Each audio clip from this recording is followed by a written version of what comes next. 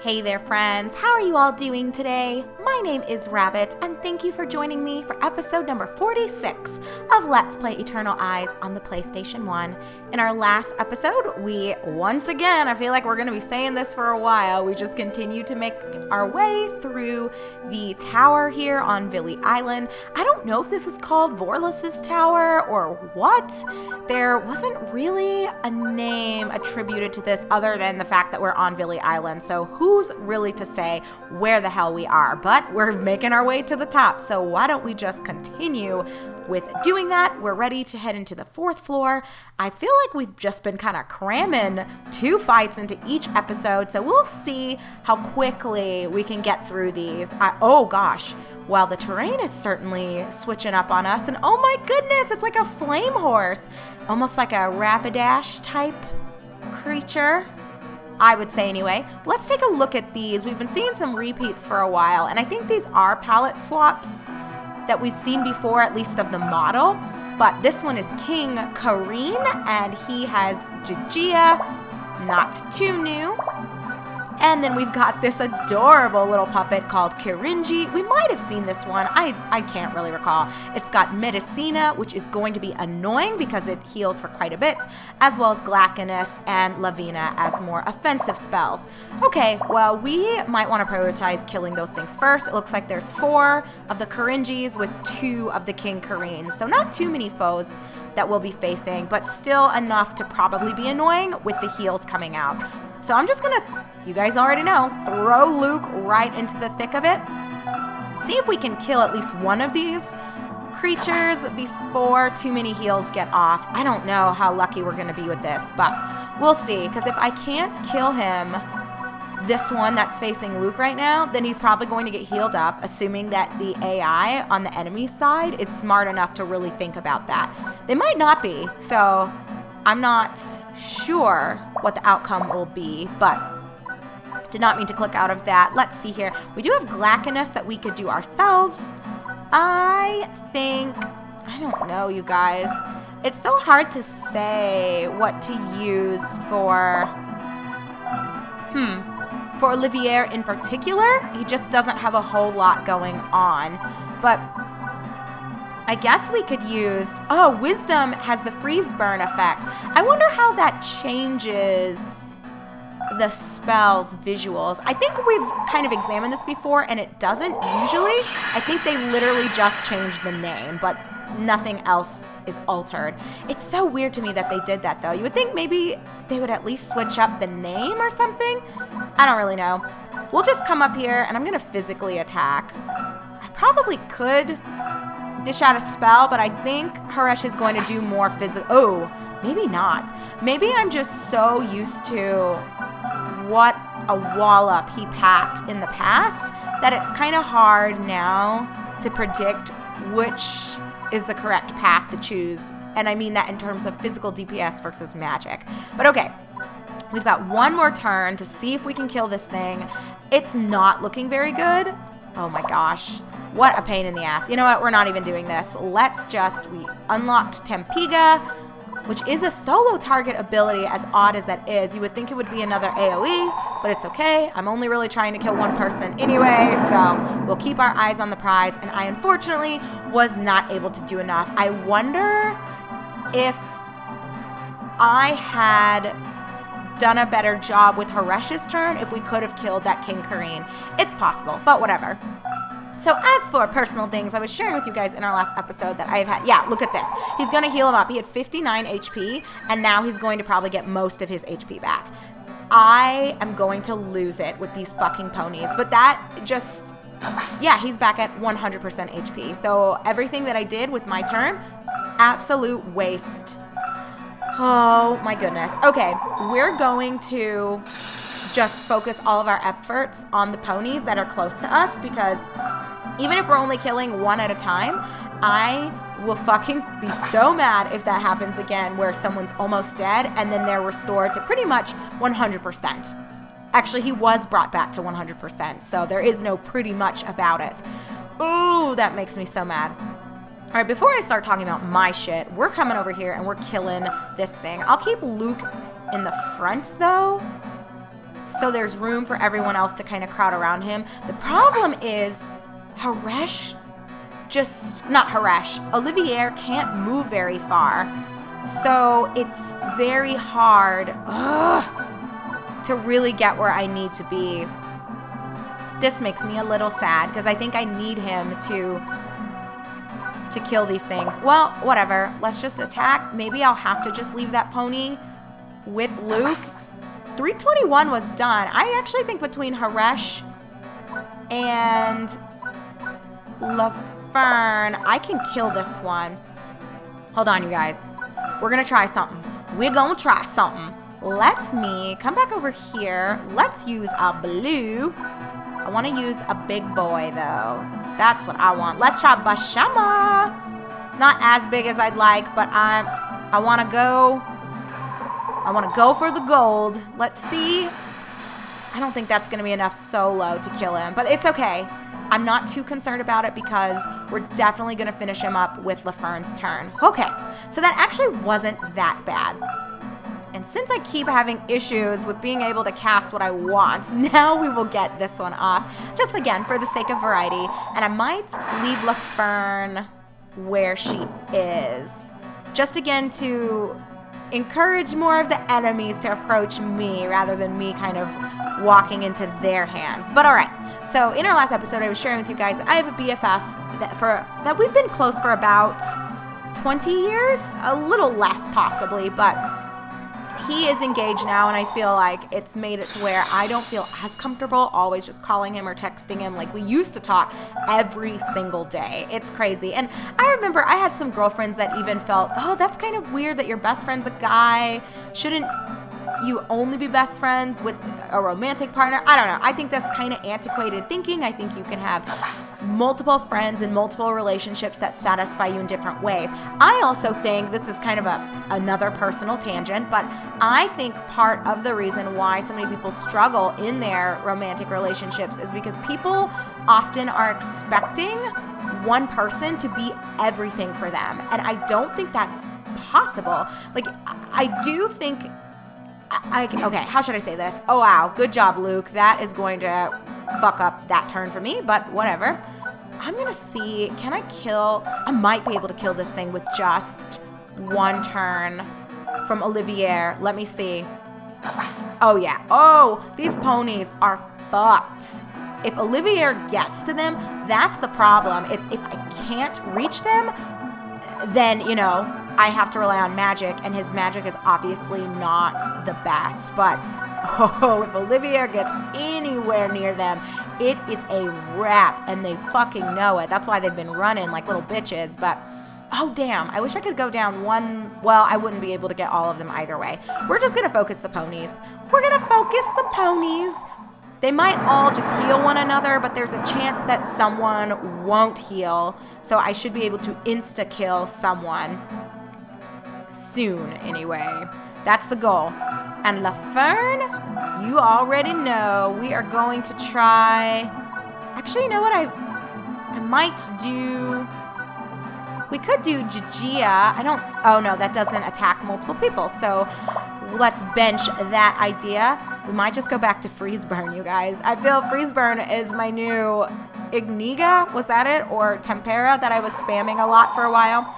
So anyway, I think people expect their partners to do too much of everything, and I think it's creating a relationship fatigue because you're wanting your wife or your husband to be entertaining you all the time, and you want them to be agreeing with you all the time, and you want them to be doing this and that, and you just don't have enough, I think, balance.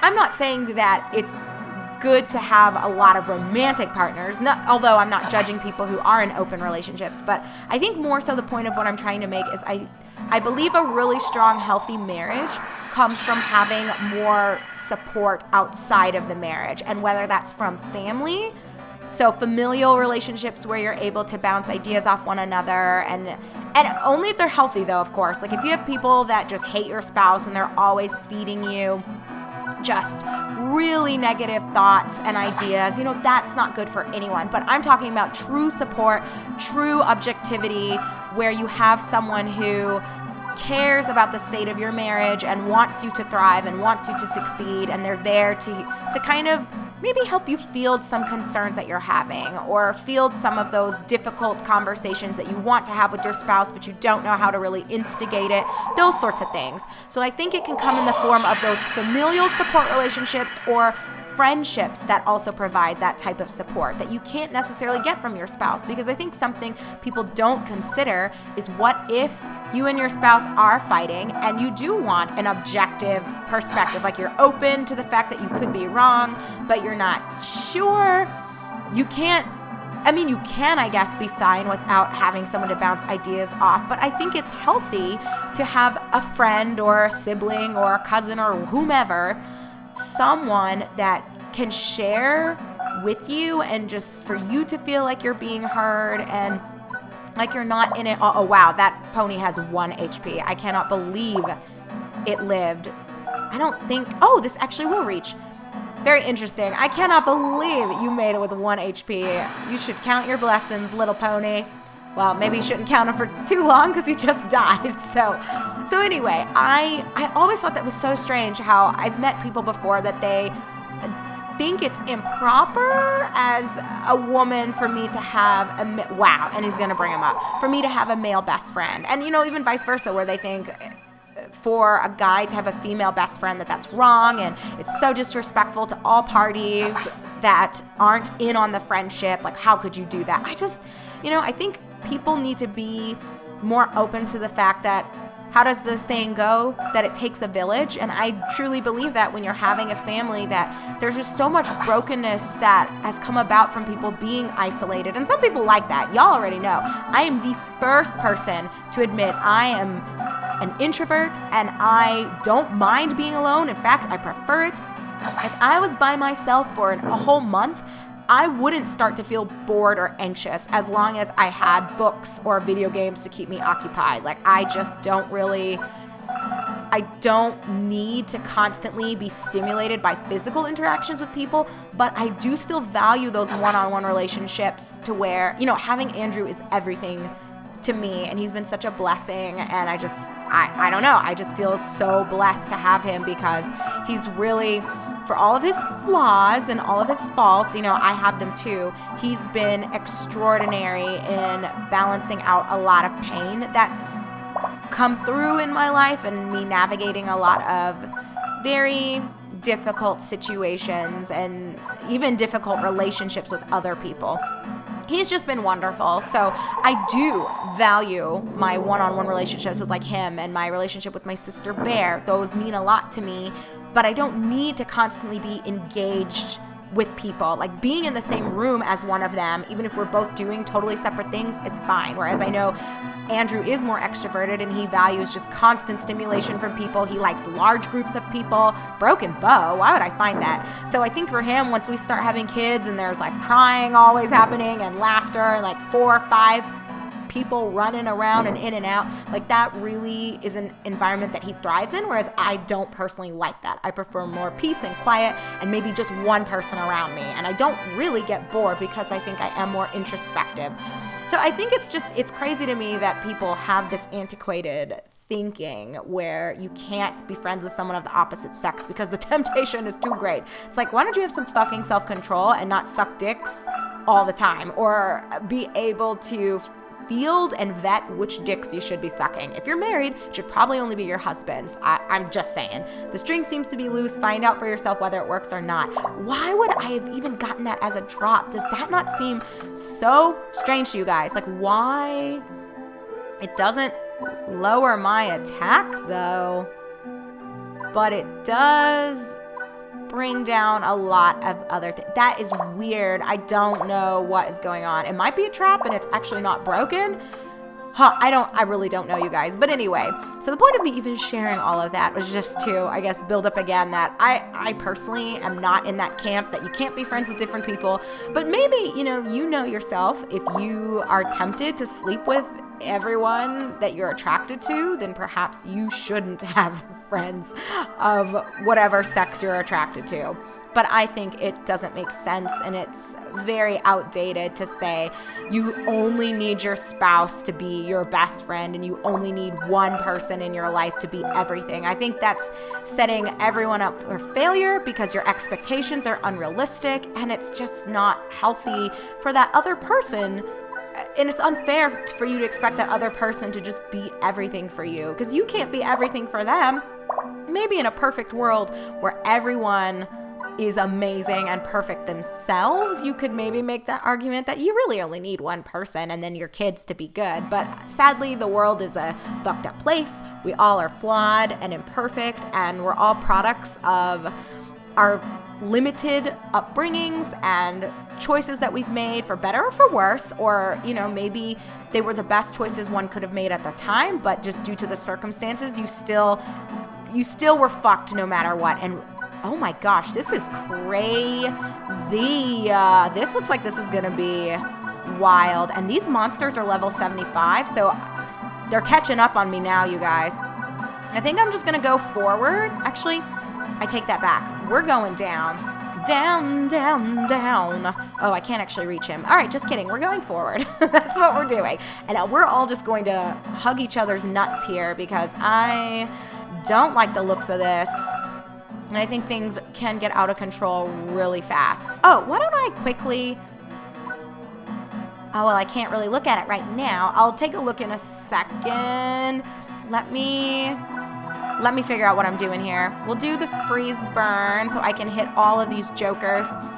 But yes, so me kind of offering up all of that and talking about my BFF, really that was to lead into the fact that he and I were discussing recently that I have just always, since even I was a kid, just had my schedule so full and so saturated with activities and things. And I don't know if growing up I just wanted to be distracted because there was so much going on that wasn't really ideal. I think I had shared with you guys that there was a lot of crap when I was a kid. Like, my mom was just, I mean, there's a reason I haven't talked to her in many, many years. Like, so many years I can't even honestly keep track of the last time we spoke. I feel like it's been about 6 years, but it might be closer to 7.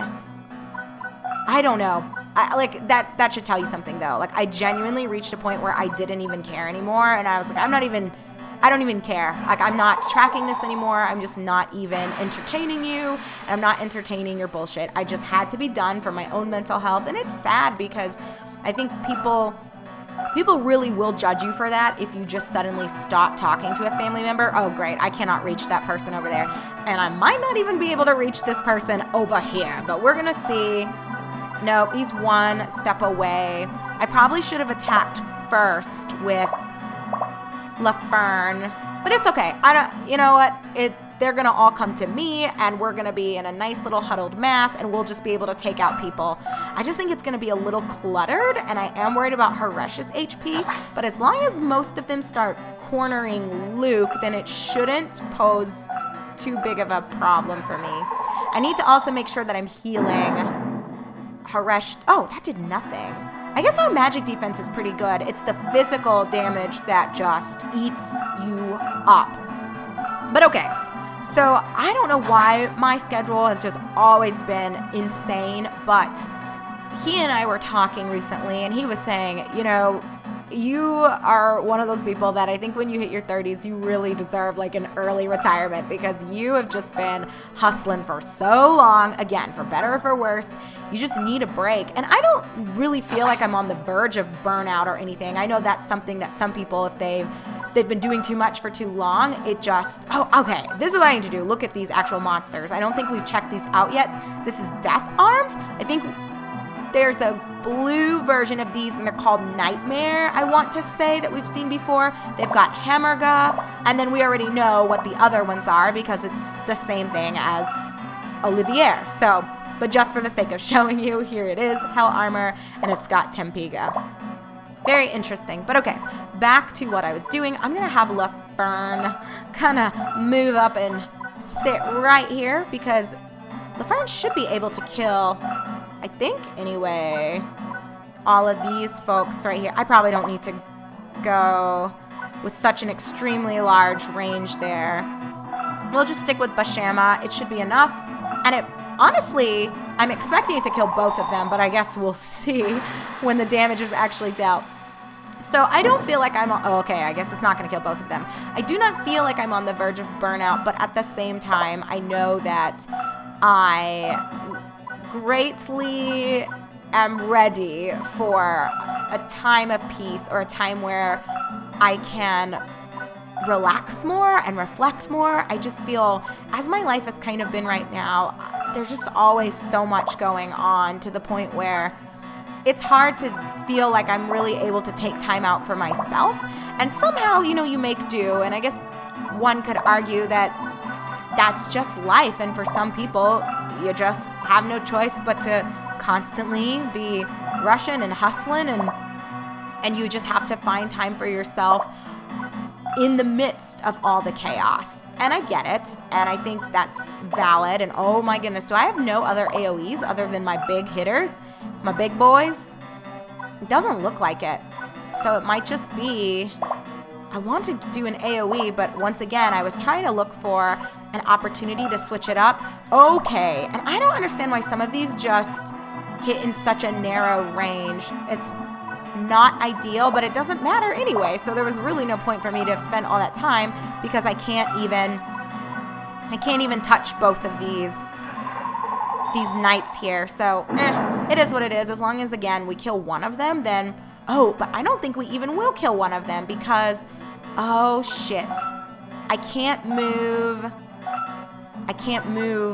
Olivier close to anyone. So we're just gonna stick with the simple. Oh yeah, I can't get the other guy either. I think we have a single target. Whatever, we'll just use Hellsender. Why not? 52, that shouldn't be outside of the range that Olivier can accomplish, but it might be. Wow, 51. Do you guys see that? I'm so triggered right now by that. That is absurd. But anyway, I think I'm ready, since I am turning 30 in January. Andrew and I have kind of talked about this. As soon as he's done with all of his doctoral and postdoctoral work in the next couple of years, oh no. Oh, sweet Jesus. I'm so glad that the AI did not fuck with, holy shit. Oh my gosh. I'm sorry. That just immediately brought me to a halt, you guys. That is fucking scary. Fuck that. Haresh. Oh no. We're gonna have to heal ourselves up. Actually, we might be. Okay. But I still want to heal up. I'm not doing this. What I can do, though, first, because I want to see if I can kill these scrubs. I don't know. 163. The problem is I can't get... Maybe I can just move Luke back. So then I can have you move here, and you should kill this. Oh, yeah. It's definitely dead. So actually, I might wait a turn for Haresh to heal himself, because Haresh should be close to leveling. Let me look at the status. I'm trying to strategize here. Oh, XP only 33. There's no way. This might work if he ends up getting enough to tip the scales, but I doubt it. But no one's going to come right up in his face anyway. So if we're lucky, I might be able to get enough to just... Wow. Look at that, you guys. I'm right on the cusp of leveling. I'm going to save my mana. And I think I'm just going to hover around my team and keep him away from the blades of the enemies, because that's the problem, is if they get too close to my face, then it's a wrap for me. But we will go ahead and just dish out Glycical. It's not going to be super strong, but I'm not going to waste my AoE on him. We'll just do a single target. He should come up here, and then Luke will be able to stick his sword in his face. And woohoo, a little level for Laferne. Oh my gosh. Like I was telling you guys in our last episode, I feel like the design is starting to grow on me. It's still a little crazy, but I don't know. It has its own level of charm. Please don't fuck with Laferne. Oh, thank goodness. Thank goodness. That was looking a little scary. I think we can go around, though. We're just going to move down, y'all.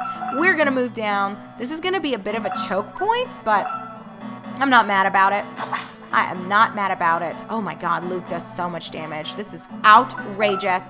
And I'm going to move to Harash. Oh.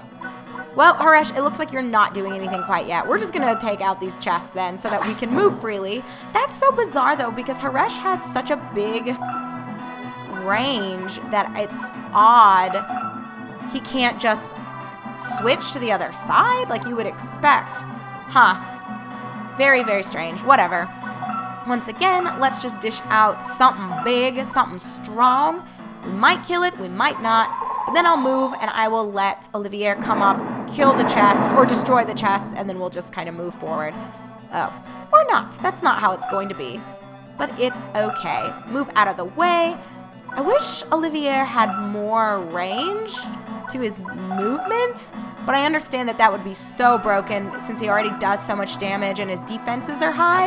If he could just get into the middle of anything and reach anyone, I mean, it would be so imbalanced and it wouldn't even be fair for the enemies. And I would also be salty about the enemies having that. So I get it, game. I get it. But okay, final thoughts on all this. I'm like going back and forth between personal stories and paying attention to this. I think I just got quite rattled by everything. Shit. I can't really move for shit, can I? This is going to be very slow and sweet. Well, I might as well just destroy this then and then move on down.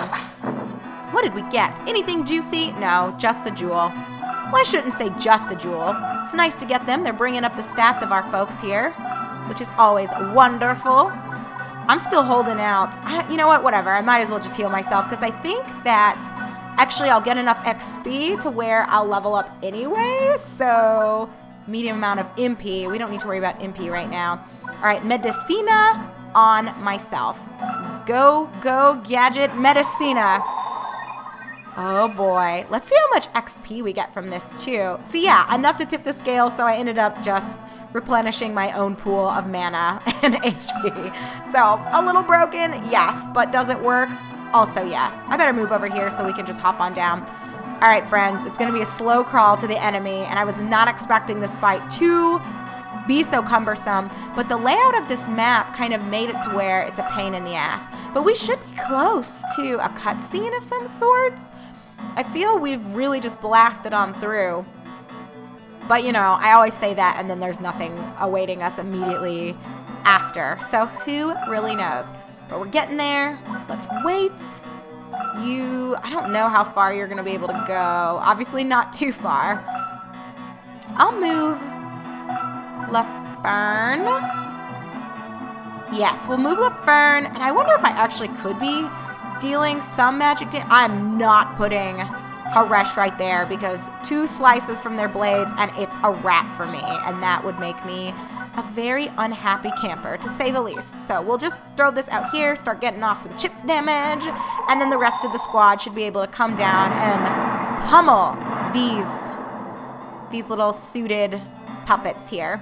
So yes, friends, I am very ready for my 30s in a weird way. I think turning 30 in January, it's kind of strange, and I've talked to you guys a little bit about this before, that my 30th birthday being in this upcoming January, it kind of caught me off guard. I still feel very, I don't know, I feel like I would say I'm in my early 20s, or like if I had to just pick an age, if someone just asked me on the fly and I didn't think about it, I just gave like a very visceral response, I would probably just tell someone like, oh, I'm 23, 24, and then I'd have to think about it and say, wait, I'm fucking 29 right now. Or, you know, if you ask me again a month from now, I'll say I'm 30. It's just wild to me. I feel time has really, it's just flown by, and it's interesting to reflect on youth and think about how eagerly we all awaited, oh, come on, we awaited reaching more of a state of independence, I suppose, and just being older, I guess you could say. I don't know why we always feel so rushed to grow up, because it comes quicker, I think, than you'd expect, and then once it's here, I don't know whether your childhood was great or not so great, it creates this sense of shit, I wish I had more time. Or I think for me, and what Andrew was even saying is, it's not really the fact that we're getting older, but the realization that there's going to be a point, since we've gotten to this age seemingly so quickly, and the last, I would say 5 years feel like they've transpired over the course of 1 year, there's going to be this weird, or there is this weird feeling of, oh shit, am I going to suddenly be 40 and then suddenly 50? It just seems almost like that is kind of looming. Oh crap, I can't reach anyone, but that's okay. We're just going to have you chill, LaFern. It's not a big deal. Slowly but surely, we're taking out the enemies. So I think that's more of what it is for me. I don't really care about the number 30, and there's nothing, I think, inherently worse about being 30 versus being 25. At least not for me anyway. I feel my life has been pretty fulfilling up until this point, and I think I've been so intentional with relationships I've had and choices that I've made that I don't feel like I've missed out on anything. I mean, I met Andrew so early. I got married to, you know, someone who is so wonderful for me, and our marriage has been spectacular. And yeah, we've definitely had our share of trials and tribulations, and we've suffered together, and we've had a lot of things happen, and it's made for a lot of growth and learning opportunities for sure. But I can reflect and objectively say that my marriage has been wonderful, and it's been really wholesome and rewarding. And so I acknowledge how blessed I am to be able to say that, because I know some marriages are wrought with alcoholism or theft, like maybe one spouse is taking a lot from the other and not really giving back. And I understand that there's a lot that people go through, like past your childhood, because we all don't really have that much control over our youth, or not as much as I think it would be nice for us to have. Because I know for me anyway, oh God, I wish my dad had just left my mom, because she was such a fucking mess. And I think I understand why he did what he did, because being married was so important to him, and having a family was so important to him, and he was just so full of love, and he was so forgiving, that I think he genuinely wanted to be with her in spite of all of her problems. And I think that there wasn't really going to be a way to change his mind, short of her attempting to kill one of us or something. I think his love for her truly blinded him to the extent that there was no changing his perspective or opening his eyes to the error of remaining with her.